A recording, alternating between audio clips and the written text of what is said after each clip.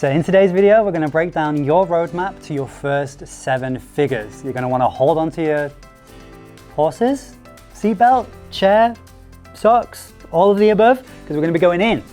But before we dive into it, let's hit the showroom.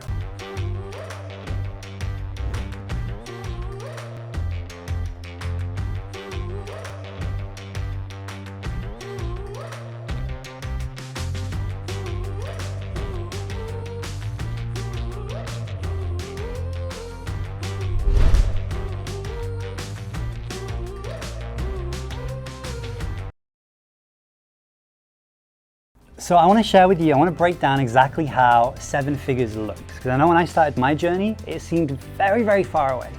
Very, very far away. But then when my mentor shared with me what I'm about to share with you guys today here in this video, it actually made it seem so much more attainable, so much more achievable. And really what we're looking at here is reverse engineering. So whenever you're doing anything inside of your business, you want to start with the end in mind. Work backwards from your goal. Otherwise, you don't have the roadmap, the steps of actually how to get there. That's where a lot of people struggle, because they just don't know what step to take next. But if you have the end in mind and you've broken it down and you're reverse engineering, you know the next step. And that's all you ever really need to focus on.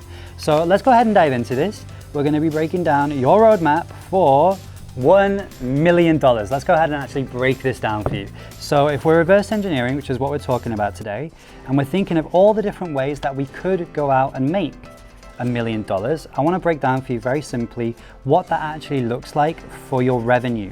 What do you have to sell? How much of it do you have to sell?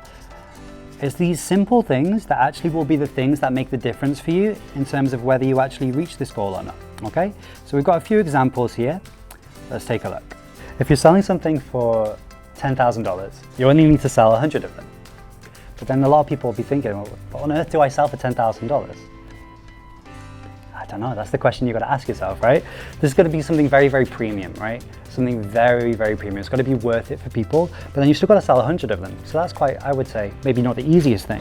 But then if we break it down a little bit more, okay, if you're selling something for $1,000, you only actually need to sell 1,000 of them. That somehow seems easier. Something for $1,000, I do that all the time. When I first started my business journey, my coaching, I was selling for $1,200 for a 6-week coaching program. So if I get 1,000 students, I'm going to hit $1 million. But then my question becomes, 1,000 students, that's going to take a little bit of time. I can't take on 1,000 students all at once, maybe, especially if I'm doing one-to-one coaching. So maybe I want to shift more towards a group coaching program, because then there's no limit of how many people I can bring in and I can get to my goal quicker. Let's have a look at the next one. So if you're selling something for $100, you can see here that you start to need more volume. So as the price goes down, the volume of how many units you need to sell goes up. So if I'm selling something for $100, maybe I'm doing e-commerce, selling physical products, something like that, selling beauty products or clothes or something like that, then I need 10,000 orders to reach my 1 million. Now, I actually do e-commerce, I do drop shipping, and I can tell you this is actually very, very achievable. Very, very achievable. With 2 or 3 orders a day, you can hit $100. So then, okay, it's 2 or 3 orders a day divided by 10,000. You'll get there quite quickly and actually hit that 1 million in revenue. So I think these two are the most attractive. If we break it down even more and you're selling something super low ticket for only $10, you need to sell 100,000 of them to reach 1 million. Now, I don't know about you guys, but that sounds like it's going to take a long time. But maybe it won't, because it's low ticket. You can get the orders hopefully quite quickly. You should be able to scale very, very quickly. But the main thing to take away here is that as the price goes down, the volume, the amount of times you need to sell it, goes up. So it's up to you to have that trade-off of like, okay, where do I want to position myself within this? And for most people, I think they're going to end up somewhere here. Somewhere here. This is very achievable for everybody, whether you're doing your own thing or you're selling somebody else's product. To hit in between these price ranges, then you know, okay, do the maths. How many of it do I need to sell to reach my 1 million? And then, okay, how many am I going to sell a day?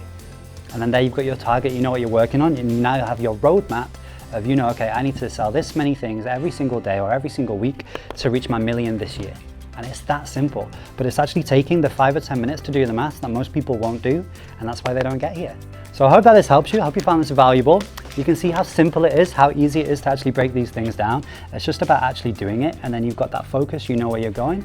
You've got that goal for how many sales a day, how many sales a week, how many sales a month to reach your first, and it is your first, because once you do the first one, the second one is easy, your first $1 million. If you found that valuable, leave a comment below. Let us know which price point you're going to start selling things at, and we can support you further on that journey. I hope you found this valuable.